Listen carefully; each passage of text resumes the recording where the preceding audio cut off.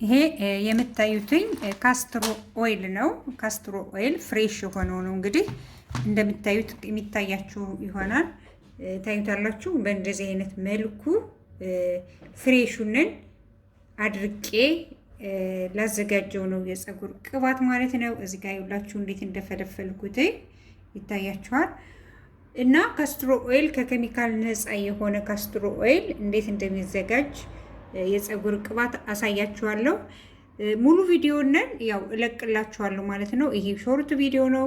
በሙሉ ቪዲዮ ሰሞኑን እለቅላችኋለሁ። እናንተም ተጠቀሙበት ማለት ነው። እንዴት እንደሚያምር ይውላችሁ። ገለፈቱ ነው። ይሄ ደግሞ ከዚህ ጋር ነው ማለት ነው።